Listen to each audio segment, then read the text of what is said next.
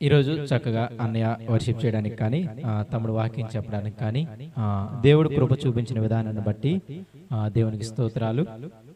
మీకు తెలుసో లేదో కానీ ఒక తండ్రికి కుమారులు కుమార్తెల ప్రయోజకులు కానీ ప్రయోజకురాలు అయినప్పుడు ఆ తల్లిదండ్రుల యొక్క ఆనందము ఎలా ఉంటుందో తల్లిదండ్రులుగా మీకు అర్థమవుతుంది.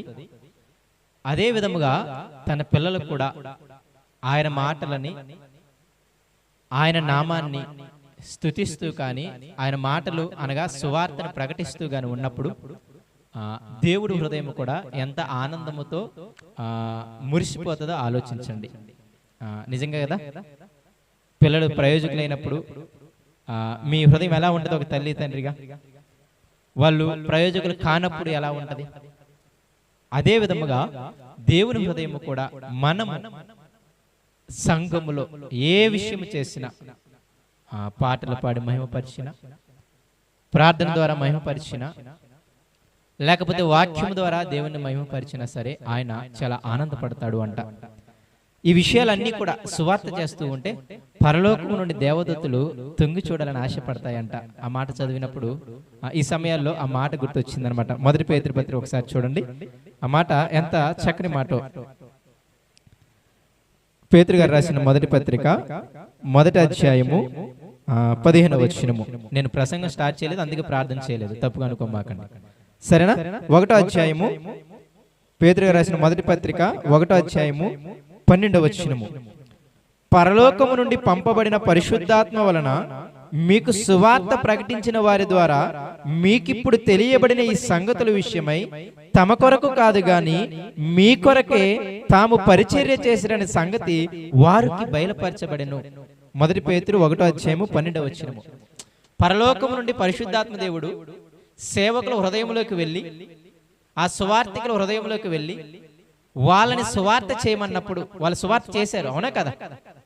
అందరి సేవకులు కూడా పరిశుద్ధాత్మ ద్వారానే సువార్త చేశారు, వాక్యం చెప్పారు.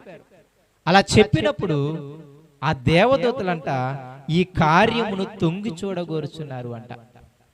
అంటే దేవుని ఆత్మను కలిగి నీవు నేను దేవుని వాక్యమును సువార్తను పంచుతూ ఉన్నప్పుడు, దేవునికి సంబంధించిన ఏ మాటలన్నా పంచుతున్నప్పుడు దేవదూతలు తొంగి చూస్తూ ఉంటాయి అంట. ఎఫ్సీ పత్రిక చదవండి, ఈసారి ఎప్పుడైనా చెప్తాను కానీ అక్కడ ఉంటుంది అనమాట. ఈ మర్మం ఉందే, ఏ మర్మం అంటే దేవుడు నాకు దర్శనం వల్ల కలిగించిన మర్మం. 3వ అధ్యాయం చదివితే మీకు అర్థమైంది. ఎఫ్సీ పత్రికలో దేవుడు దర్శనం వల్ల నాకు ఒక విషయం చెప్పాడు, అది మీరు చదివితే మీకు తెలుస్తుంది. నేను దాన్ని రాశాను సంక్షేపముగా, మీరు చదివితే మీకు తెలుస్తుంది. ఇంతకీ ఏంటయ్యా విషయము, ఏంటయ్యా మర్మము అంటే అన్యజనులకి సువార్త ప్రకటించబడటం మర్మం. అప్పట్లో ఎవరికి తెలియదు, ప్రవక్తలకు కానీ వీళ్ళందరికీ కూడా, ఇజ్రాయేలీలకు కూడా తెలియదు. వాళ్ళకి ఎంతవరకు ఏంటంటే మా వాళ్ళే సహోదరులు, బయట అన్నిలో ఉండగానే వాళ్ళతో మనం సహవాసం చేయకూడదు అన్న స్థితి వరకు మాత్రమే వాళ్ళకి తెలుసు. కానీ అన్యజనులకు సువార్త ప్రకటించటానికి,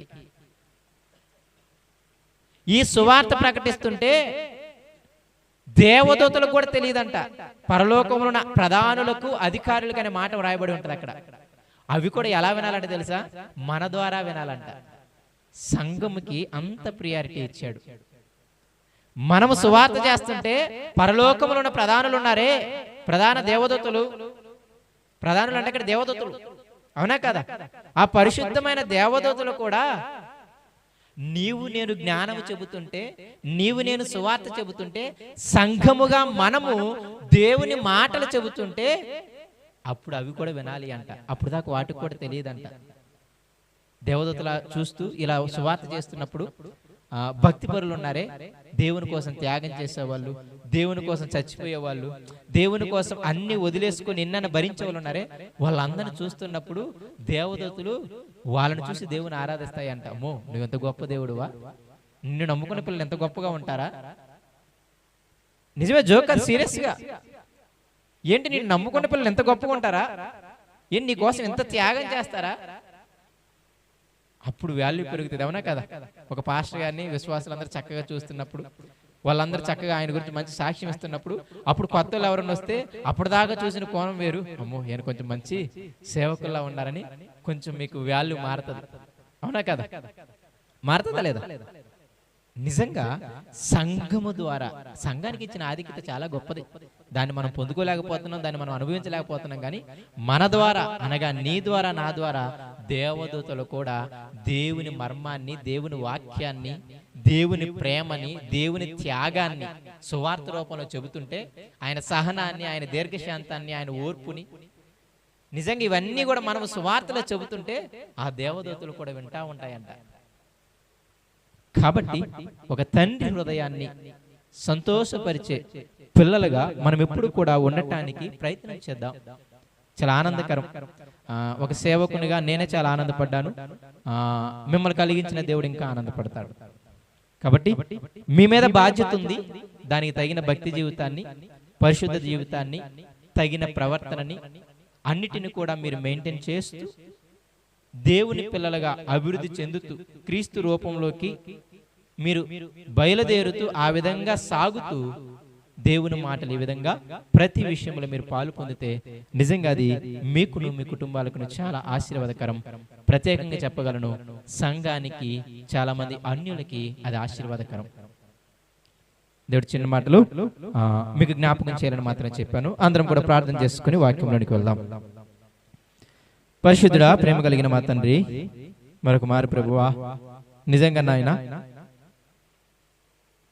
తోటి సహోదరులుగా మేమే తండ్రి నాయన, నీ పిల్లలు చక్కగా దేవుళ్ళు ఎదుగుతున్నప్పుడు, ఆనందపడుతున్నప్పుడు నాయన, కన్న తండ్రివి, ఎన్నో సంవత్సరాలుగా ఎదురు చూసిన వాడవు.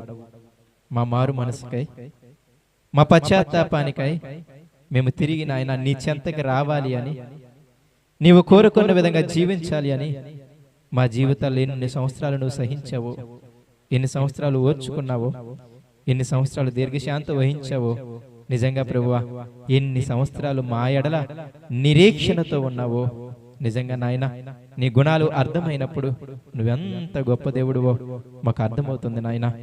నిజంగా తండ్రి, పరలోకములో తండ్రి దేవతల ముందు నాయన నువ్వు నిజంగా సంబరము చేసుకుంటావు ప్రభువా.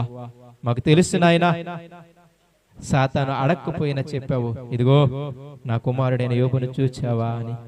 నిజమే నాయన, మేము నీతిగా బ్రతికినప్పుడు, మేము పరిశుద్ధంగా బ్రతికినప్పుడు నీవు తండ్రి వాళ్ళు అడక్కపోయినా నీవే చెబుతావు ప్రభువా. అంత గొప్ప ఆనందమును నువ్వు పొందుతావు. అటువంటి స్థితిలోనికి మేమందరము వెళ్ళాలి ప్రభువా. సంఘంలో ఉన్న ప్రతి ఒక్కరము మా శక్తి కొలది, మాకిచ్చిన జ్ఞానము కొలది, మా సామర్థ్యము కొలది అయ్యా నిన్ను సంతోష పెట్టే పిల్లలుగా మమ్మల్ని అందరినీ ఉంచమని అయ్యా ఇంకొద్ది నిమిషములు ప్రభువా నీ మాటలను తండ్రి మందరము కూడా ఆలకించడానికి పూనుకొని ఉండగా మీ ఆత్మ సహాయమును ప్రభువా చెబుతున్న నాకును, వింటున్న ప్రతి ఒక్క బిడ్డకని మెండుగా దయచేయండి నాయన. మీ ఆత్మ ద్వారా మా ఆత్మలను అయా సిద్ధపరచండి, రేపండి, ఆ శక్తిని కలిగించండి అయ్యా. నిజమే ప్రభువా, నీ మాటలు చెప్పడానికి, వినటానికి మేమేమాత్రం యోగ్యులము కాదు ప్రభువా. కేవలం నీ కృప, నీ కనికరము చేత మాకిచ్చినటువంటి ధన్యతను బట్టి మీకు వేలాది వందలాది స్తుతులు, స్తోత్రములు తెలియజేసుకుంటూ ఎటువంటి సాతాను తంత్రములకు, సాతాను ఆలోచనలకు తావు లేకుండా నీ మందిరములో ఉన్నాము అనే అయా భయముతోను, భక్తితోను మేమందరము నాయన నీ మాటలు ఆలకించటానికి మా హృదయములను సిద్ధపరచమని మీరే తండ్రి నాయన సకల మహిమయు, ఘనతయు, ప్రభావములు పొందుకుంటారని కూడా నమ్మచ్చు. యేసు నామములో ప్రార్థన అడుగుతున్నాము తండ్రి, ఆమేన్. మరొకసారి కూడి వచ్చిన మీ అందరికీ కూడా మన రక్షకుడు యేసుక్రీస్తు వారైన యేసుక్రీస్తు వారి పేరట నా హృదయపూర్వక నిండు వందనాలు తెలియజేసుకుంటున్నాను. తండ్రిని సంతోషపెట్టే పిల్లలుగా మనందరం ఉండటానికి ప్రయాసపడదాం. ఏదేమైనా మనము ఒక యేసుక్రీస్తు స్వారూప్యములోనికి కొనసాగాలన్నది దేవుని ఉద్దేశం. పౌలు గారి గోల్ ఏంటి అంటే తండ్రి ముందు మనందరిని సంపూర్ణులుగా చేసి నిలబెట్టాలంట. అది పౌలు గారి ధ్యేయం. ఆ కొలసి సంగతి అంటాడనమాట. యేసయ్య వచ్చే నాటికి మనందరినీ సంపూర్ణులుగా చేసి ఆ యేసయ్య రెండో రాకలు నిల్చోబెట్టాలంట. దానికోసం పాటుపడ్డాడు పౌలు గారు. కాబట్టి దేవుని ఎక్కువగా ఆనందించడానికి మనందరం ప్రయత్నం చేద్దాం. అయితే ఈ రోజు మన వాక్య భాగంగా పేతురు గారు రాసినటువంటి రెండో పత్రికకి మనము రెండో పత్రిక 3వ అధ్యాయంలో ధ్యానం చేసుకుంటాం. అందరము కూడా పేతురు గారు రాసినటువంటి 2వ పత్రిక 3వ అధ్యాయము. ఈ అధ్యాయమును మనము ధ్యానం చేసుకుంటాం. చాలా జాగ్రత్తగా నేను ఈ అధ్యాయంలో నుండే మీకు చెబుతాను. ఈ అధ్యాయము, ఈ పత్రిక ప్రతిదీ కూడా మీ హృదయంలో ఉండులాగున నేను ప్రయత్నం చేస్తాను. మీరు కూడా అలాగే గ్రాస్పింగ్ చేయడానికి ట్రై చేయండి. మ్యాక్సిమం 1 పేతురు పత్రిక, 2వ పేతురు పత్రిక అన్ని సారాంశాలు వివరించుకుంటూ వచ్చి ఈ అధ్యాయం యొక్క ఉద్దేశాన్ని నేను చెబుతాను. ఎందుకు ఇలా చెబుతున్నాను అంటే, మీరు ఆసక్తి విషయంలో మాంద్యులైతే వాక్యం ఎక్కువగా వివరించినా చాలా చిరాగ్గా ఉంటుంది.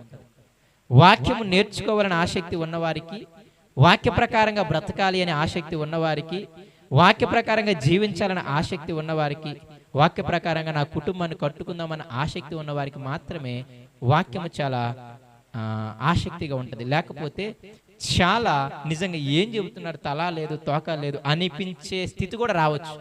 ఎందుకంటే అది అర్థం అవడానికి ఇటు వెళ్ళొచ్చు, మళ్ళీ ఇటు రావచ్చు, చివరికి మళ్ళీ అక్కడికి తీసుకురావచ్చు. కానీ నా ఉద్దేశము, మీరు గుర్తుపెట్టుకోవాల్సిన పాయింట్స్ మాత్రం హైలైట్ చేస్తాను. అవేమి నేనేం చేయను, కానీ వాటి యొక్క డెప్త్ అర్థం అవ్వాలి అంటే ఆ చెప్పే 4 పాయింట్లు ఉన్నాయే, ఆ 4 పాయింట్లు మీకు గుర్తుంటే చాలు.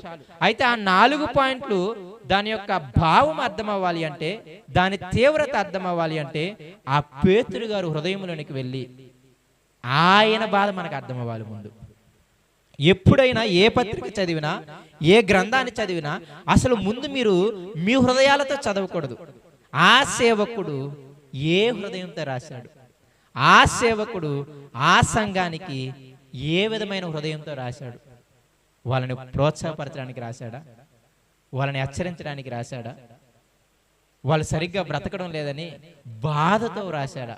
ఈ 3 కనపడతాయి మీరు పత్రికలు చదువుతుంటే. కాబట్టి ఆ సేవకుని యొక్క ఉద్దేశంలోనికి మనం వెళ్దాం. అయితే 1 పేతురు పత్రిక మీరు చదివినప్పుడు చాలా జాగ్రత్తగా చదివితే, 1 పేతురు పత్రిక ఈ వారం మీరు చదవండి. 1, 2 పేతురు పత్రిక ఇంటికి వెళ్ళిన తర్వాత చదవండి. 1 పేతురు పత్రికలో చాలా క్లియర్గా చెప్పే విషయం ఏంటి అంటే, ఆ 1 పత్రిక పేతురు గారు రాశారు కదా, అర్థమవుతుందా? ఆ పత్రిక ఎవరికి రాశాడు అంటే, చాలా మంది అన్యుల్లో చెదిరిన వానికి రాశాడు అనమాట. అందుకే 1 పేతురు పత్రిక 1వ అధ్యాయము 1వ వచనం చదవండి ఒకసారి, మీకు అర్థమవుతుంది. 1 పేతురు పత్రిక 1వ అధ్యాయము 1వ వచనము. యేసుక్రీస్తు అపోస్తలుడైన పేతురు తండ్రి అయిన దేవుని భవిష్యత్ జ్ఞానమును బట్టి ఆత్మ వలని పరిశుద్ధత పొందిన వారై విధేయులగుటకును యేసుక్రీస్తు రక్తం వలన ప్రోక్షింపబడుటకును ఏర్పరచబడిన వారికి, అనగా పొంతు, గలతియా, కప్పదొకియా, ఆసియా, బితూనియా అను దేశముల యందు చెదిరిన వారిలో చేరిన యాత్రికులకు శుభమని చెప్పినది రాయినది. ఈ పత్రిక సంఘ పెద్ద అయినటువంటి సంఘానికి పెద్ద ఆయనే, మీకు తెలుసో లేదో, అవునా కదా? ఈవెన్ పేతురు గారు కూడా సందేహం వచ్చినప్పుడు వీళ్ళ దగ్గరికి వచ్చి తాకీదులు రాయించుకొని వెళ్ళాడు. అయ్యా, వాళ్ళందరూ సున్నతి చేయాలని ప్రోత్సహిస్తున్నారు, ఇంతకీ సున్నతి అన్యులకు అవసరమా లేదా అని పేతురు గారు, క్షమించండి, పౌలు గారు, బర్నబా గారు ఎక్కడికి వచ్చారు తెలుసా? ఆదిమ సంఘం దగ్గరికి వచ్చి, అపోస్తలుల గారి 10వ అధ్యాయం చదివితే మీకు అర్థమైద్ది. పేతురు గారికి చెప్పి అన్యులకి నిజంగా సున్నతి అవసరమా అని వాళ్ళని అడిగి వాళ్ళ ద్వారా తాకీదులు రాయించుకొని ఇదిగో తీసుకుని వెళతారనమాట. ఎందుకు నేను ఈ మాట అంటున్నాను అంటే, పేతురు గారు చాలా గొప్ప వ్యక్తి. 12 మంది శిష్యులలో పేతురు గారికి దేవుడిచ్చిన స్థితి చాలా గొప్పది. అటువంటి పేతురు గారు సంఘానికి కాపరిగా ఉన్నాడు. అర్థమవుతుందా? ఆదిమ సంఘాన్ని కాచిన పెద్దల్లో పేతురు గారు, యాకోబు గారు వీళ్ళే. ఆ పెద్ద ఏమంటున్నాడు అంటే, ఇదిగో సంఘముకి హింస ప్రారంభమైంది, సంఘాన్ని చంపడం ప్రారంభించారు. ఎవరు? పౌలు గారు చంపడం ప్రారంభించారు. తర్వాత చాలా చాలా హింసలు వచ్చాయి. ఆ సమయంలో సంఘం ఏమైంది? అపోస్తలుల కార్యాలు చదివితే మీకు అర్థమైంది. వాళ్ళు ఉన్న పాటున బట్టలు చేతలు పట్టుకొని, ప్రాణాలు చేతలు పట్టుకొని ఎవరికి తక్కిన ఊరికి వాళ్ళు పారిపోయారు. సౌలు హింసిస్తా ఉంటే ఇంటింటా వచ్చి అందరూ కూడా ఏమయ్యారు తెలుసా? వాళ్ళు తట్టా బుట్ట సర్దుకొని ఎవరికి ఏ ఊరు నచ్చితే ఆ ఊర్లో ఉండిపోయారు. అలాగూ సంఘము, ఆదిమ సంఘం ఉందే, ఆ సంఘము చిల్లా చెదిరయ్యింది. ఎక్కడెక్కడికి వెళ్ళిపోయిందంటే, కొందరేమో ఎక్కడికి వెళ్ళిపోయారంట, పొంతులోకి వెళ్ళిపోయారు, కొందరేమో గలతీ ఊర్లోకి వెళ్ళిపోయారు, కొందరేమో కప్పదేకలోకి వెళ్ళిపోయారు, కొందరేమో ఆసియాలోకి వెళ్ళిపోయారు, కొందరు బితుని అను దేశములు అర్థమవుతుందా మీకు? అవి చిన్న చిన్న ఊర్లు కాదు, చాలా పెద్ద పట్టణాలు. అటువంటి పట్టణాలకి ఎవరు వెళ్ళిపోయారు తెలుసా? ఈ పరిశుద్ధుల గుంపంతా కూడా చెదిరిపోయింది, చెదిరిపోయారు. ఇప్పుడు చుట్టూ ఎవరుంటారు చెప్పండి? అన్యులు ఉంటారు. వాళ్ళందరూ ప్రేరేపిస్తున్నారు శరీర ఆశల చుట్టూ, విగ్రహారాధన చుట్టూ. అందుకే మీరు చూస్తే 4వ అధ్యాయం చదివితే మీకు అర్థమవుతుంది.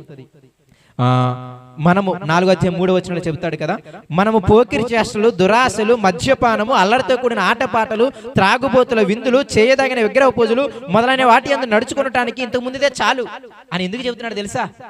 చుట్టుపక్కల జనాంగం వాళ్ళని అలా ప్రేరేపిస్తున్నారు. ఇప్పుడు వాళ్ళందరూ పరిశుద్ధ గుంపు అంతా కూడా ఎక్కడికి చెదిరిపోయారు? అన్ని జనాంగం మధ్యకి చెదిరిపోయారు. కాబట్టి ఇప్పుడు చుట్టూ ఉన్నవారు ఎవరు? మద్యం తాగేవాళ్ళు. చుట్టూ ఉన్నవారు పోకిరి చేష్టలు చేసేవాళ్ళు.